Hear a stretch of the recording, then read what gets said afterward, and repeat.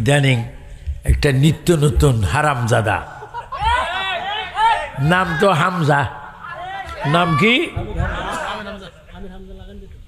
হামজা, এখানে হামজার ফরে রয়কার তো কি হারাম ম যা দা। কিরে তুই বলিস নবী সাংবাদিক, এই জন্যই তো তুই জাহান্নামী।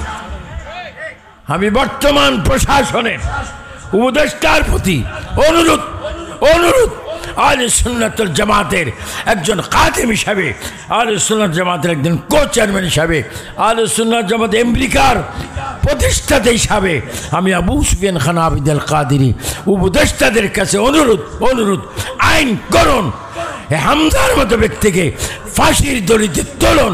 এটা আমরা চাই কি চাই না? দুই হাত তোলে মানে চাই কি চাই না?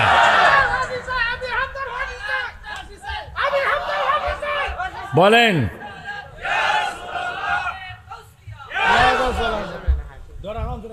অনেকে মনে করেন উপদেশটা আমরা বুঝি না, আমরা কিছু জানি না, উপদেশটা বুঝি না। আমরা ব্যাংকের লেনদেন জানি না, 1000 টাকা চিনি না, তার লেনদেন জানি এত কি দরকার? 2 টাকার নোট এগুলো আমরা চিনি। হে বড় শয়তান!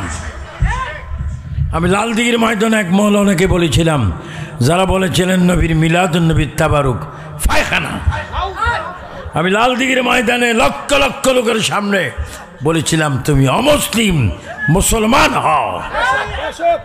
আমরা কিছু দিতে জানি না, কিন্তু আমরা রক্ত দেব, জীবন দেব আমার নবীর ইজ্জতের জন্য। চিৎকার দিয়ে বলেন মারহাবা। অনেকে বলে সুফিয়ান সাহেব অসুস্থ, খুব ঐতিহাসিক দুর্বল। আসলে আমি দুর্বল, কিন্তু মাইকের সামনে আসলে আল্লাহ মানুষ সুস্থ করে। যে নবী সাংবাদিক বেয়াদবেরও তো একটা ক্লাস আছে, এই বেয়াদবের কোনো ক্লাসে নাই। যে এগুলারে আমার বাবা বাকিবিল্লাহ সুন্দর ওয়াজ করেছেন মা খাদিজাকে নিয়ে। বাকিবিল্লাহ নুরি, মা খাদিজা কে? মা খাদিজা হচ্ছে সমস্ত মুমিনদের মা। আমি 3 বার মা খাদিজার কবর জিয়ারত করেছি। মা খাদিজা কে? যিনি ফাতেমাতুজ জাহরার মা, যিনি ইমাম হাসান হুসাইনের নানি, যিনি হযরতে মাওলা আলীর শাশুড়ি। আল্লাহু আকবার। যিনি নূরে মুজাসসাম ফখরে আদম ওয়া বনি আদম ওয়াল আউয়াল ওয়াল আখির ওয়াল যাহির ওয়াল বাতিন, আমার নবীর পরিবার। আর এই হামজা বলে, মা খাদিজা বলে এক ওয়াক্ত নামাজও পড়েনি।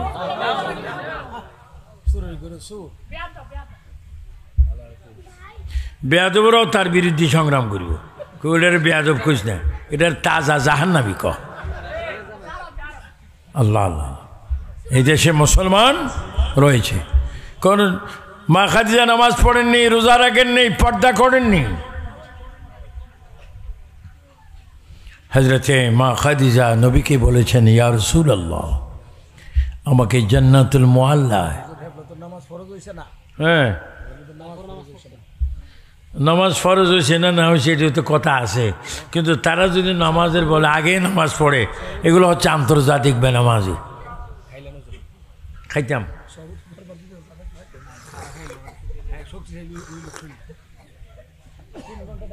যে আল্লাহ ওনার হায়াতের মধ্যে বরকত দেখ। আপনারও হাত তুলছেন, উনিও বলছেন 3 ঘন্টা চান কিনা, আপনার বলছেন চাই না। না এখন হাত না, এটা কথা আছে, এখানে একটা কথা আছে, ছোট্ট একটা কথা। প্রস্তাবকারী সভাপতি, সমর্থনকারী শ্রোতারা, আল্লাহর কসম আমি তো কিছু বলিনি। আপনারা বলছেন কোটি কোটি ধন্যবাদ। যে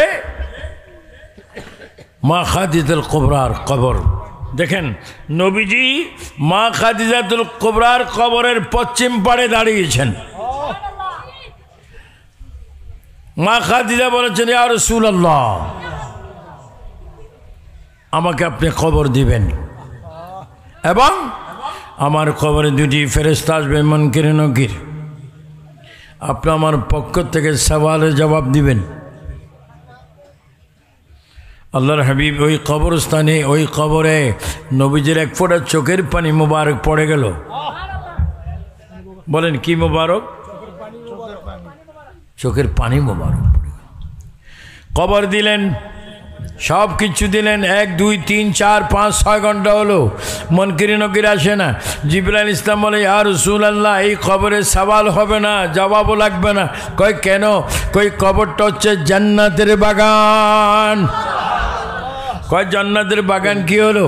আপনার এক ফোঁটা চোখের পানি পড়ার কারণে আল্লাহ পাক এটাকে জান্নাত বানাই দিয়েছে।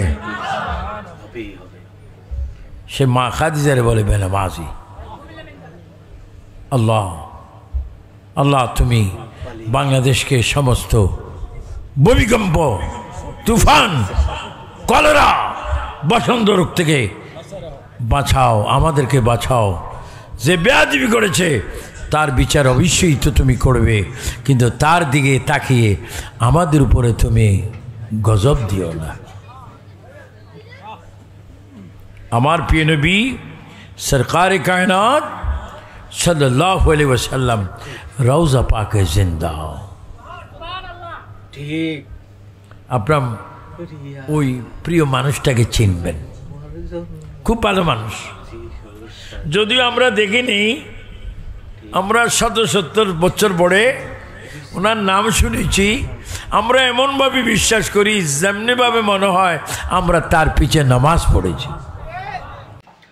আসসালামু আলাইকুম প্রিয় ভাই ও বন্ধুরা, ভিডিওটা শুরু থেকে লাস্ট অবধি দেখার জন্য অনেক অনেক ধন্যবাদ। এরকম নিত্য নতুন সুন্দর সুন্দর ওয়াজ পেতে হলে আমাদের চ্যানেলের সাথে থাকবেন, আমার চ্যানেলটা সাবস্ক্রাইব করে আমার পাশে থাকবেন। আর নিত্য নতুন ভিডিও প্রতিদিন আপনাদেরকে উপহারের জন্য নিয়ে আসবো। তার সবাই ভালো থাকেন, সুস্থ থাকেন, বিদায় নিচ্ছি। আল্লাহ হাফেজ।